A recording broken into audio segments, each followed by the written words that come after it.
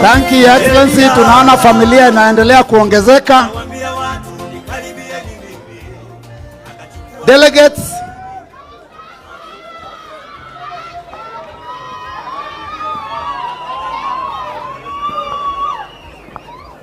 Delegates, we now want to invite our party leader to confirm whether he accepts the endorsement given by this National Delegates Conference. Thank you, Your Excellency. Welcome. Thank you. Wiper.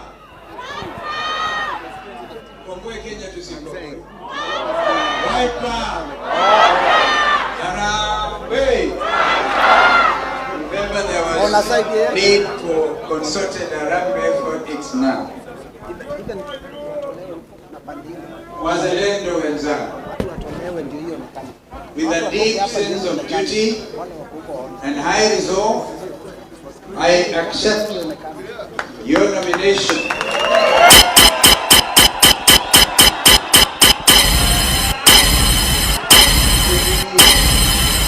to be the presidential candidate for the election scheduled for 2027.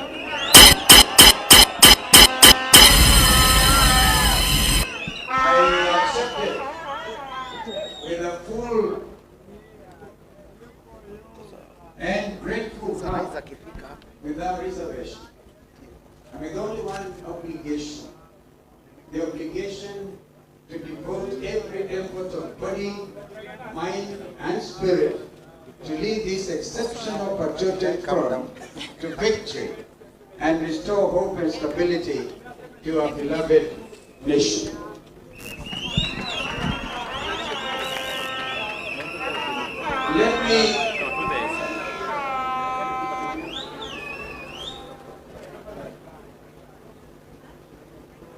Let me, however, take a moment to thank the Almighty God, who has been my guide.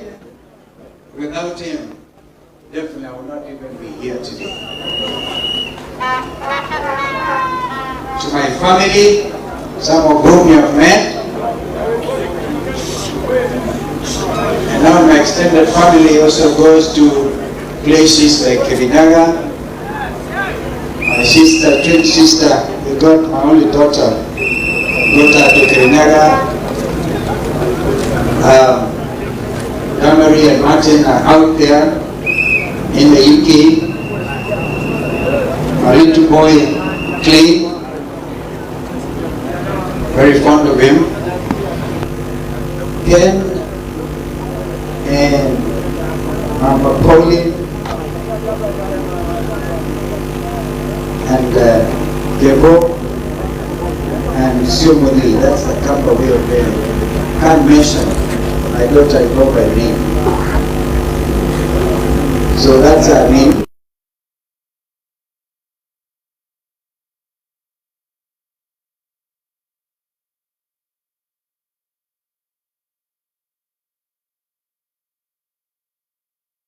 To my friends and family,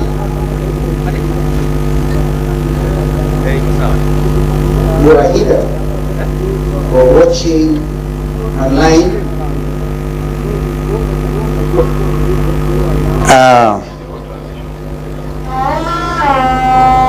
And what I'm about to say is very personal, very deep. To my darling wife, Pauline, who is watching, the mother of our children. You know, you are a vision bearer. And you've been amazing. And every day, every moment, you keep on amazing me. May the good Lord grant you the healing we've all been waiting for.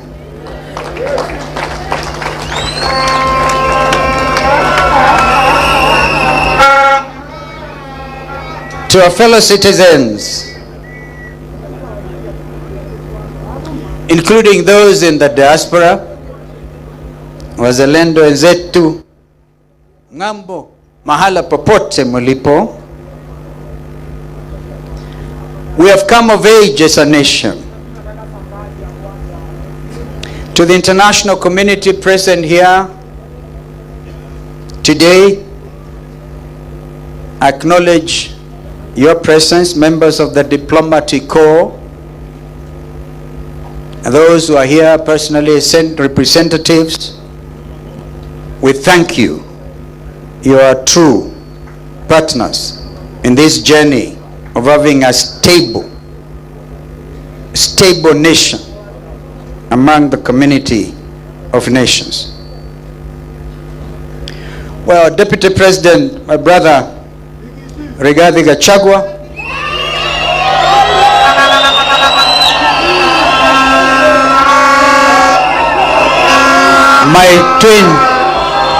my twin sister, Mother Wangari Karua,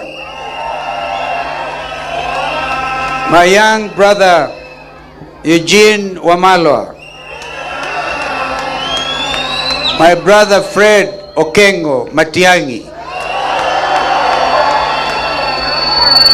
Speaker Emeritus, one of our most distinguished Kenyan leaders, our brother J.B. Muturi. And I really commend you for writing that wonderful book. Every Kenyan who cares about his country should read J.B. Muturi's book, Calling the Country to Order. And others who have come, my friend Professor Wajakoya has sent a message of congratulation.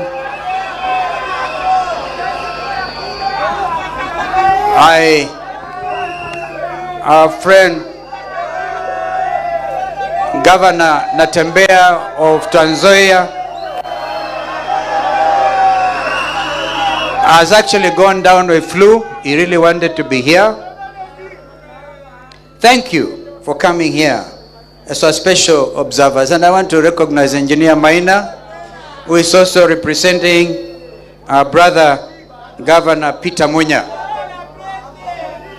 Fellow patriots, and now we seek your indulgence. I seek your indulgence. Comrades, power. Comrades, silence. Today, I stand before you with both a heavy heart and renewed determination. Our country is hurting. Our people are suffering. And this suffering is not accidental. It is the direct result of poor leadership, misplaced priorities, and a betrayal of public trust. Yet, even as we acknowledge the pain, we must never lose sight of our power to change things. I'm here today not to lament, but to lead a revolution of hope, to remind you the Kenyan spirit is unbroken, and that the dream of a better nation still burns brightly in our hearts. Wazalendo wenzangu, please listen clearly.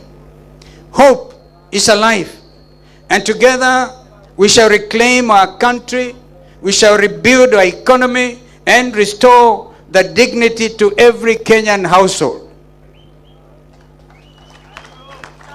Our patriotic front chose this venue, Uhuru Park, for many reasons, some of which have been elaborated by our brother Zain. History has been made here, and today, our present and our future will be proclaimed from this venue. This is our, please give me your ear, we'll come to that. This is our present circumstance today, and let us speak honestly about where we are. Na wauliza jameni unyamaza. We nyamaza kidogo. Each day dawns with a new levy, a new penalty, and a new heartbreak. We pay taxes for services we never receive. No jobs, no medicine, no food, and no relief. This is not taxation for development. It is taxation for the survival of a few who know Ruto. We are a nation with one of the best educated populations in Africa. Yet our young people bright, creative, and full of potential remain unemployed and disillusioned. Our graduates hawk goods on the streets, while unqualified cronies occupy top positions in government. This is not the Kenya we envisioned, or indeed that envisioned by our founding fathers. Our hospitals are understaffed and under-equipped. Mothers give birth in fear, literally, in fear, because they don't know whether this SHA thing will pay their bill. Doctors go unpaid. Our hospitals run out of essential drugs. What should be universal health care has been turned into a playground of corruption. SHA shift forced on Kenyans has become the most consequential threat to our well-being. Education, once the key to opportunity, has become a burden. Parents are drowning in debt. Teachers and lecturers are demoralized. Students are uncertain of their future. As we speak, some of our best brains in this country, university dons, are on strike, and nobody seems to care.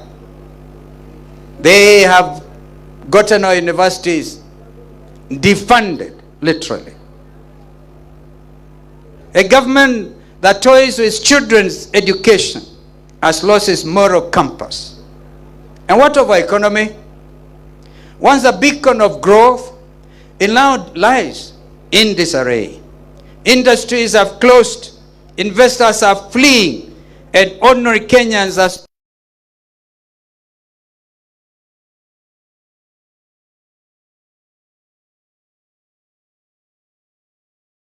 and find doors shut and their jobs shifted to neighboring countries because of this regime's taxation policy. What about this regime's insatiable appetite for loans upon loans upon loans? Kenya's public debt under this regime has become an albatross around our necks. They call it bottom-up economics. But what we see is bottomless corruption and a top-down greed. It is not an economic plan. It is an economic funeral, I dare say. This regime has attempted to capture all institutions to do their unconstitutional bidding. They have captured Parliament, and that is why today it stands impeached. They have tried to capture the media, and today we thank the majority of the press for not bowing to that pressure. That's why you are here today, and we are very proud of you. They have attempted to capture the judiciary. We ask you not to cede to these nefarious regimes' attempt to undermine you, for justice and truth are the common ties of society. Worse still is this regime's 3-year dismantle of our celebrated diplomacy. They condemn regional insecurity and neglect of the international community, all while they are linked to its escalation of wars in our region, the Democratic Republic of Congo, the Sudan in particular. This regime sells arms, and hear me, Kenyans, because it's a day to speak the truth for what it is. This regime sells arms and gets illegal gold in return. Honestly, what you are witnesses to is a horror movie directed by a know-it-all director who is a star and the supporting cast of his own show.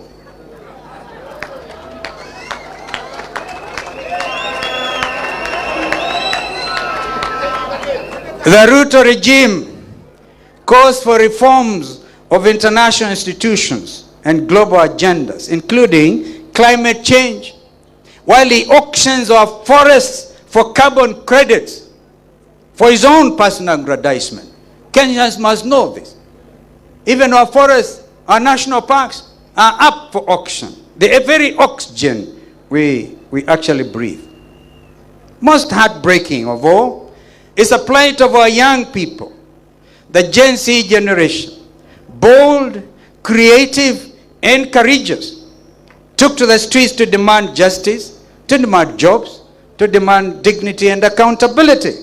But their voices on June 25th, 2024 were met not with dialogue, but with bullets and intimidation.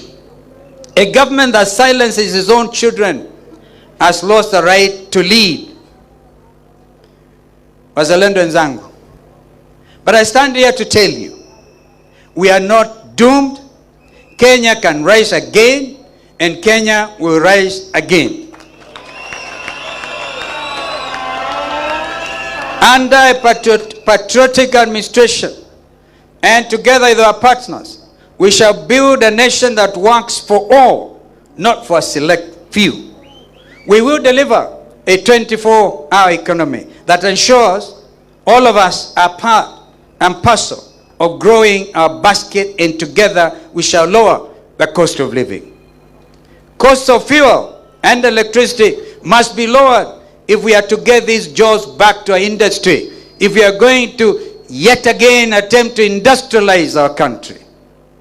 Transformational projects like the High Grand Falls Dam that will generate 700 megawatts of electricity, a Vision 2030 project under Kibaki and ourselves, must be activated, not Rutopreneured.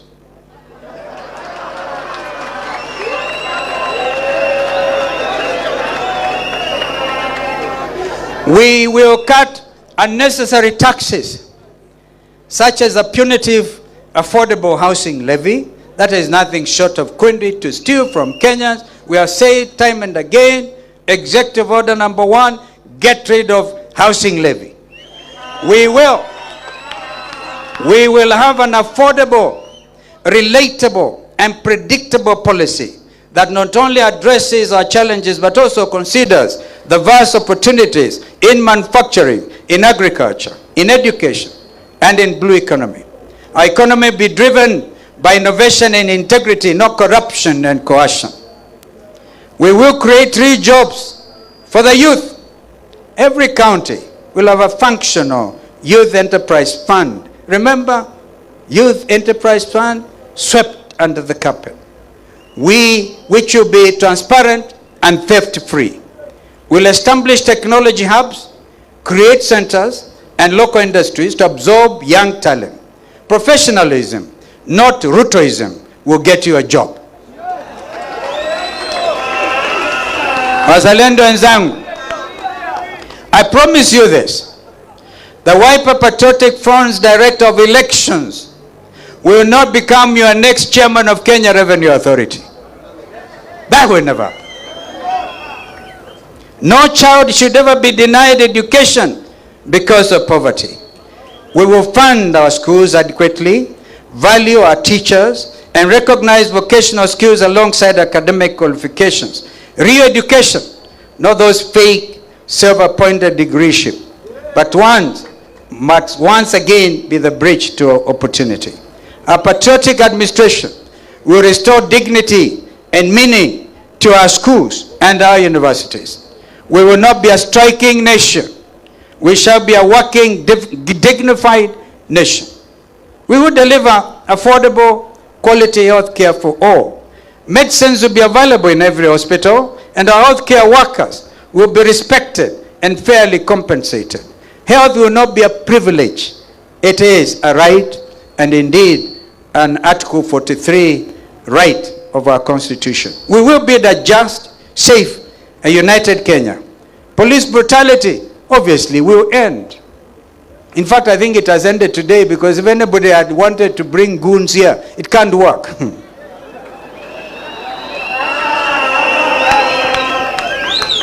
No more abductions, because those are terrible. And no more fear. We will unite Kenyans across all communities, because a divided nation indeed cannot prosper. These are not empty promises. These are concrete plans, practical, people-centered, and achievable. This is what a Kalonzo Musyoka-led administration will stand for: justice, opportunity, dignity, constitutionalism, and the rebirth of this nation. My brothers and my sisters, the time for lamentation is over. The time for excuses is gone. The moment for change is now. This movement is not about you, the people of Kenya.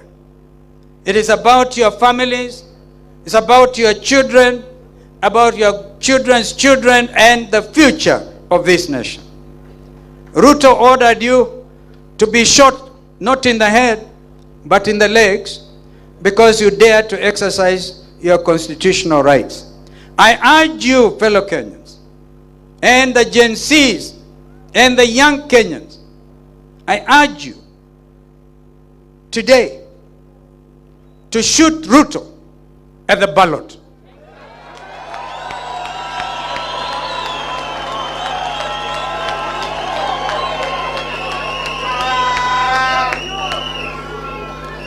If you have not yet, I implore you to register to vote. How many of you are ready to shoot Ruto at the ballot?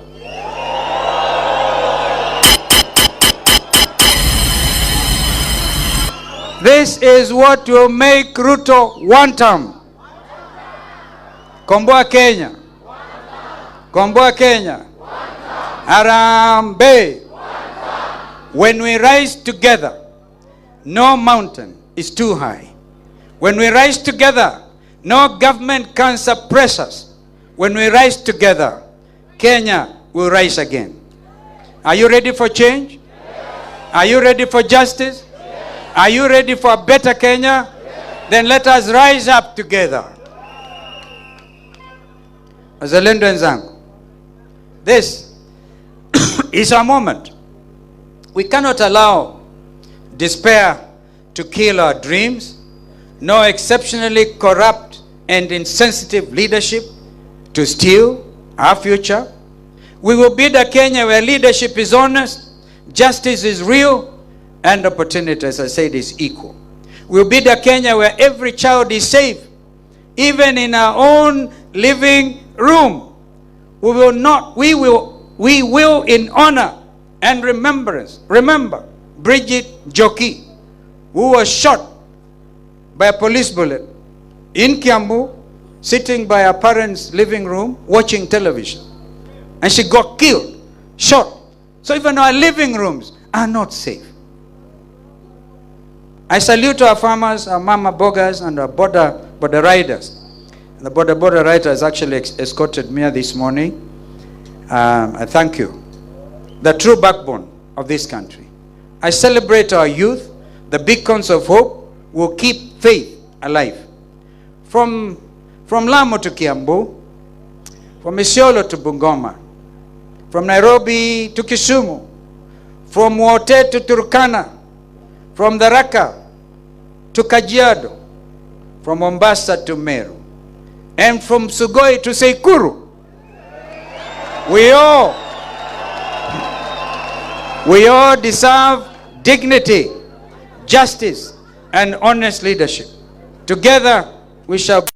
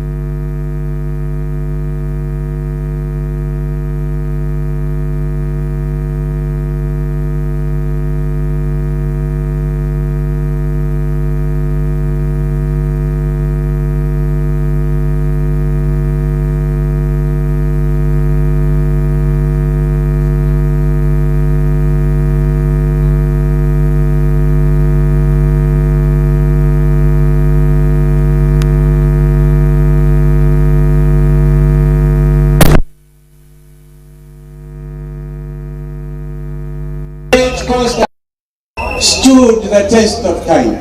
At very great personal cost, I've dared to stand. I like it. Hashtag the last man standing. Umeona hiyo? Kuna picha inaonyeshwa tukiwa State House. I think Fred, you remember we are in State House, Mombasa, before the election in 2022. And there's that clip. We're all standing there with our brother Uhuru Kenyatta, Raila Odinga, Kalonzo Musyoka, Weta, Madividi, Gideon Moi. We're all standing there.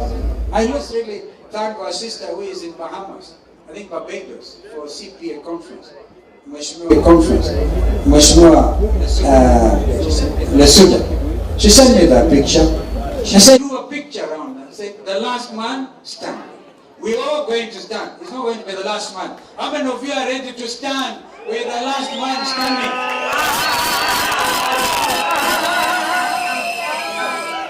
May God bless the Wiper Patriotic Front. Thank you so much for putting the confidence in me. You know, we always work as a team. We consult. Even when we decided, and I remember it was Dr. Makali Molu who came up with the adage, Kufa driver, Kufa makanga, where there was a motion of impeachment. We said, if you must impeach Rigathi Gachagua, impeach William Ruto once. I think they have since realized the folly of those actions. Actions have consequences. And those consequences are bringing the new dawn. We thank William Ruto for impeaching Rigathi Gachagua, so that together we are going to liberate even William Ruto himself from this type of problem.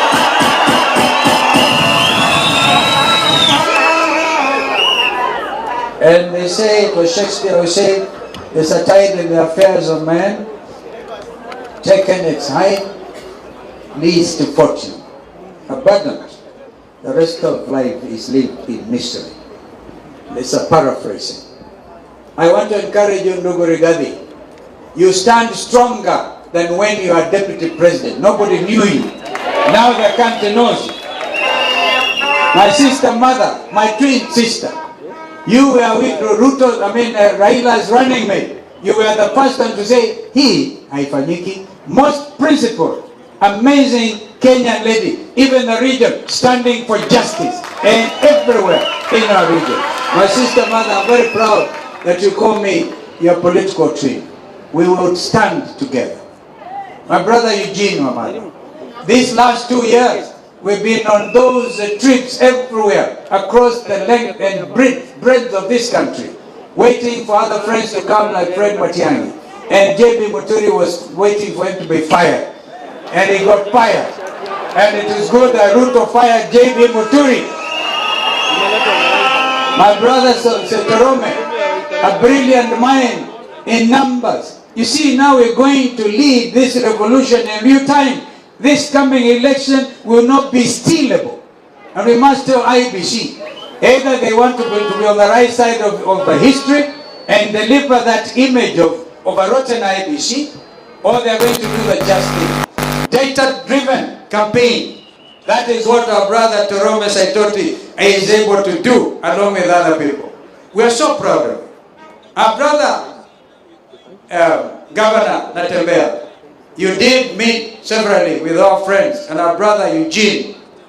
We asked you that for the sake of all of us, any of us bleeding will get all of us bleeding. So we must hold together. Allow me to thank our 3 governors from Makueni, Machakos, and Kitui for standing strong. For standing very, very strong. Yani, they know what the Constitution says. What the Constitution says. They know. There are 2 levels of government. They're independent, they know. So I told them, when William Ruto comes calling, you are the governor, but he must recognize you. You are the home governor. You are the ruler of your county. Don't go out there. William Ruto does not believe in devolution. Even if he is trying everything to kill devolution, we will make sure that the 3 of you will multiply and multiply. God willing, when we take the county in 2027, we shall be more than 30 governors in this so that we can save our country. I want to thank our members of parliament. If you can please stand. I'm very proud of those team. That team, they refused kupatiwa pesa na briefcases. They stood. I can see a lot of you others are going to join Wiper Patriotic Movement because of you. So we celebrate you. We celebrate you. Our MCAs, if you could please stand wherever you are. Never mind the confusion once in a while. Governor Douglas Bello, you are smart here and you know how to hold the ground. Thank you for putting the question and for endorsing my candidate. May God bless you. The people of Makueni, the people of Kitui, the people of Machako, and we have MCAs, the people of Taita Taveta. The majority leader is from Taita Taveta. We thank you. We even our deputy leader, all the way from Dadaab, Farah Mahalim. Of course, he has since resigned willingly. We wish him well wherever he goes, wherever his political journey takes him. I'm not the type of person to wish anybody ill. And all other MCAs from where you had somebody from Busia and others, and Nairobi, hey, Mheshimiwa Mawadha and the teams here, we thank you. We really recognize you. Yeah?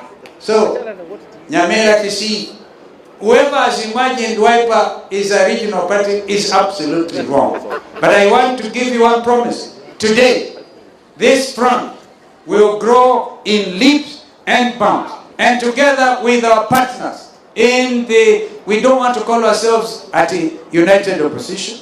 This is the government in waiting. This is the government. I want to recognize all of you delegates from Mashinani, wherever part of the country you come from. I have a little daughter called Nadi Girole. Nadi, I think you speak out there. That little girl, our late father was a candidate for Isiolo North one time when we were ODM Kenya. She is sharp. She's grown. And the tutelage of my wife and also Kalonzo Musyoka Foundation. We have tried to reach out to every corner. That's my daughter. So, ladies and gentlemen, I want to thank you. I know that mother has to leave about now. With everybody's permission, I think the master of ceremony will take over. But maybe allow mother, when the rest of us are dressed. They are the super delegates, they are Fred. Oh, Fred, you also want to talk here? They are the super delegates. So we allow mother and Fred, but JB, Terome Saitoti, and the chairman of PNU, engineer, will all go out there and speak. Our brother Rigiji, those people cannot wait to hear you. And we'll take a break after this, allow what the master of ceremony will say, and then together we'll talk to the super delegates. I thank you. May God bless you. May God bless Kenya. Thank you.